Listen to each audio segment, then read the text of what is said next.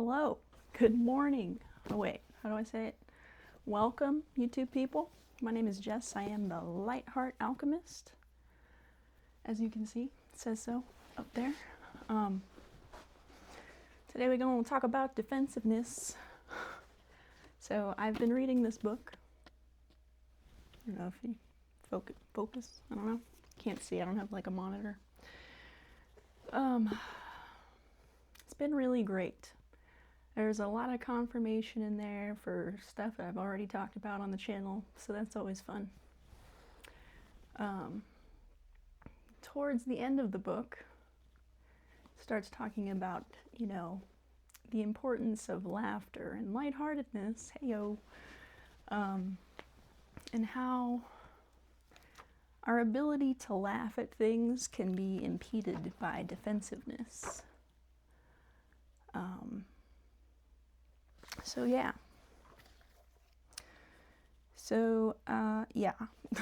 Our ability to laugh is highly affected by our sensitivity and our willingness to be offended by things. It brought up this comedian who was canceled, but not really. This comedian I've never really cared for. He's been in like one thing that I cared about, and it wasn't because he was in it. But this comedian is an asshole. And I think it really speaks to how bad he is at his craft, that he needs to joke about marginalized people.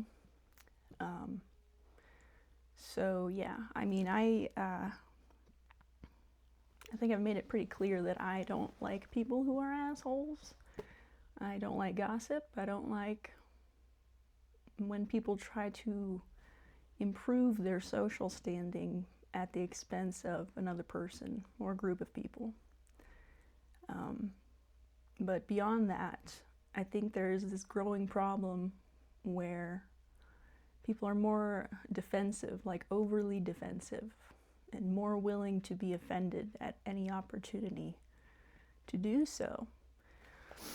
And that's a problem because it discourages people from sharing their own opinions. If you know where a group stands on an issue, you're less likely to share what you think about that issue if it doesn't align with the group.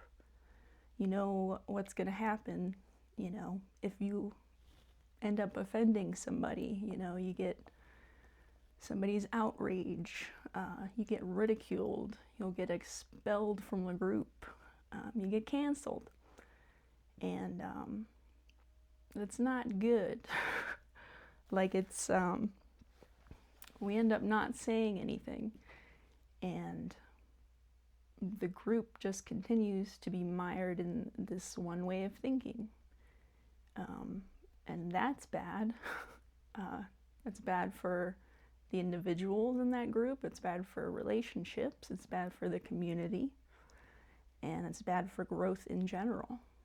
Growth requires that we are able to admit when we are wrong, but we can't even get to that point if we are constantly in a state of defensiveness, and we're always insisting on silencing somebody who thinks differently than us and or the group. So my recommendations, please stop being defensive. Please encourage people to have their own opinions about things, and please encourage them to share those opinions without fear of ostracization. Please get off the internet. When we connect with people in real life, there is a connecting happening. There's eye contact and nonverbal cues. There's emotional expression as opposed to people just expressing when they get emotional. What does going through life getting offended do for you? What kind of life is that? Why let yourself be offended by people who don't matter to you? I don't know. So I highly recommend this book if you want to check it out. Goodreads is, I don't know. But that's today's video.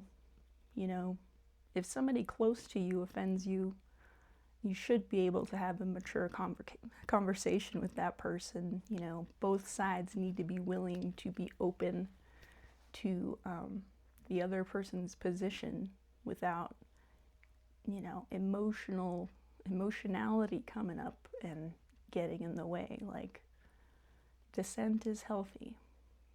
Encourage people to have their own opinions. And yeah, I think that's it. I hope this helps. You guys have a good day. Be good and be good at it. And I will see you for the next one.